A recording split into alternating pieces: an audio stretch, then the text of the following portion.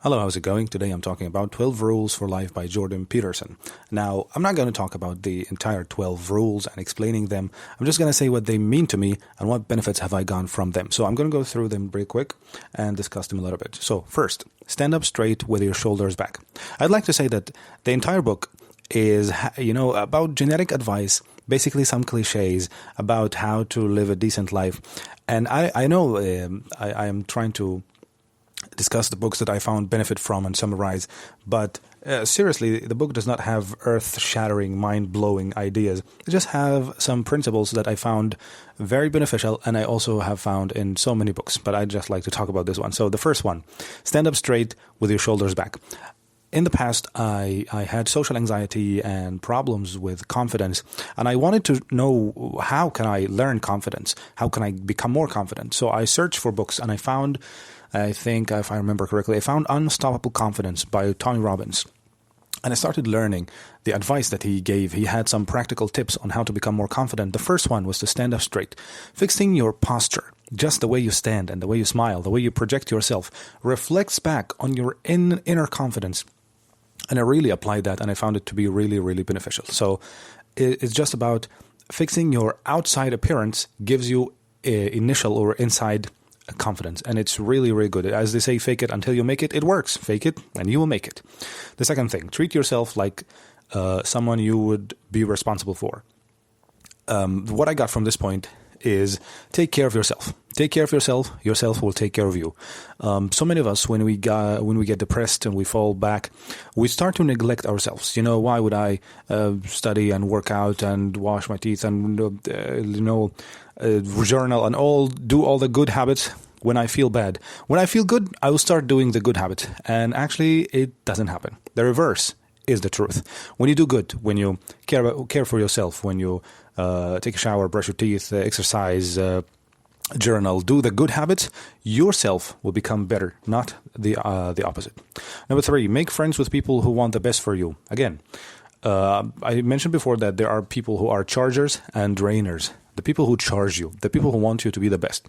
But the people who want best for you are the people who add value into your life, who make you better, who give you information, who give you advice, who give you motivation, who want you to be better, and they are doing something about it, not just existing in your life as a supporting role. No, they are main role, and they're doing a great role in your life. Number 4, compare yourself to who you were yesterday, not compare yourself to others. Very, very important point.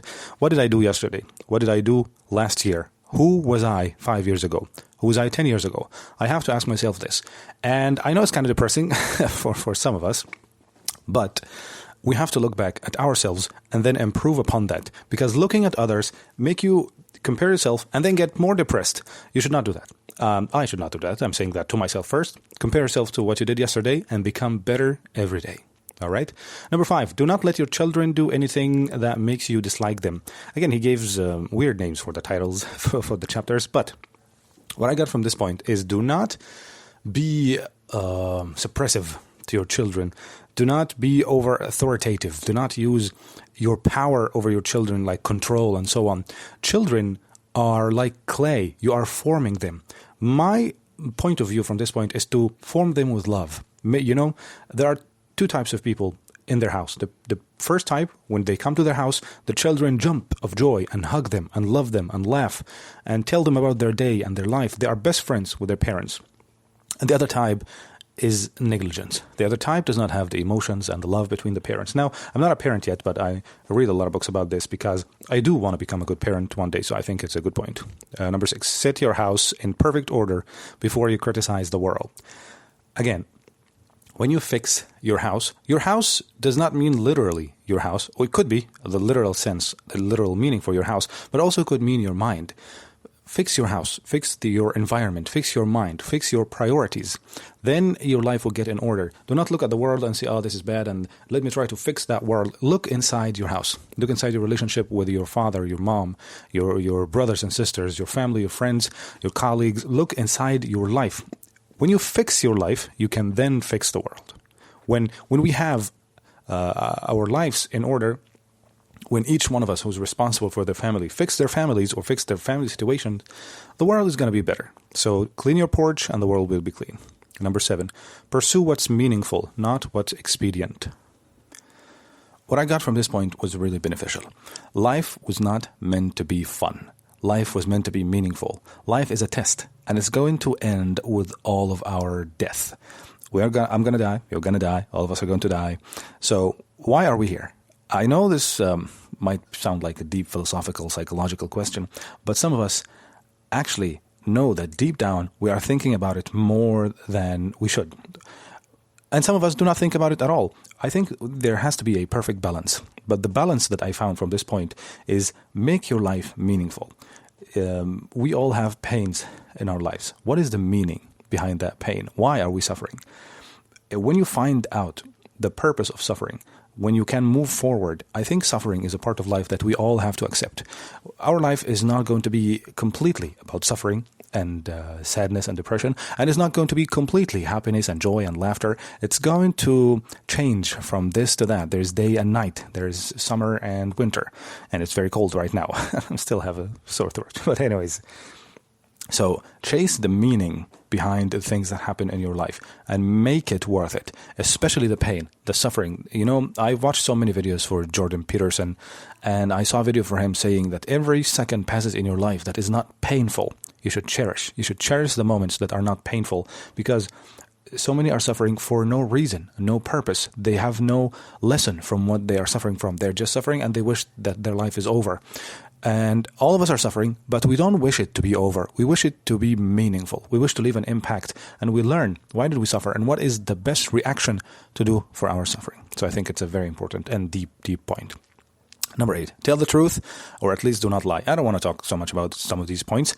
Tell the truth, do not be a liar. This is, again, a cliche, but it represents who you are as a person. And number 9, assume that the person you're listening to might know more than you don't. Again, what I've learned from this point is be humble. Bragging, showing off, ego, cockiness is one of the most awful, despicable qualities that a human could have. We are all humans. We are alike. Do not think that you know more. Do not think that you are better than anyone because you have any social position. Number 10, be precise. Be precise in your speech. Oh my God, this point is amazing. I have said so many things that hurt so many people's lives. I do not even care about that. I remember once the teacher told me, you have great potential. You could be a diamond in the rough. You're like a diamond. If you worked hard enough, you'll become great at what you do. And I told this teacher, you know what? I told this same exact sentence, exactly as you said it to me, to a student once. I told her, she was a student and she was very shy and she was afraid of talking, and she was learning English and she was so afraid. And I told her, you know what? You are like a diamond. If you worked hard enough, you'll become great. And she became a teacher from just some of these words. I've learned after I said so many bad words, so many people, I changed that. I noticed that my words hurt. And I started to change them and make better words. And I realized that they actually make a difference in people's lives. And I began receiving great words from people. So that's a great point. Number 11, do not bother children when they skateboarding. And again, weird title for the chapter. But what I got from this point, your children, do not raise them as marshmallows. Do not raise them as soft, comfy, always protecting them from life. No, let them skateboard as a metaphor for life. Let them take responsibility. Let them choose. Let them fall down and break their leg and then fix it. And then they know that there's suffering. They know that there's pain. And they know that there's joy. And they know that there's comfort and discomfort. Let them be comfortable with life-changing situations, as you do for yourself. Expect that while you raise a person, you want them to be balanced. You don't want to protect them. Overprotecting them from life is actually making them exposed to danger. So do not stop him from skateboarding and making mistakes. The last point is to pet a cat when you encounter one in the street, on the street. And again, prepositions. So what I got from this last point is that appreciate the beauty in life. Appreciate this amazing creation that Allah has created for all of us. The sky, the clouds, the animals, the birds, the sea, the grass. All those things are meant for us to know why we're here, to know that there's existence, there's intelligence, there's a design, there's beauty behind all the elements. Look down on animals, on a cute cat, on a cute child, on a flower. Look down on nature. Feel the air, the breath around you. have depth in life. You know, we fall a lot on the autopilot mode. We wake up, we change our clothes, go to job, spend 8 times sleep, and this is not life. Life meant to be experienced fully.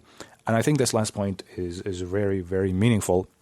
I enjoyed this book, and I hope that you enjoyed it, and I will see you in the next one.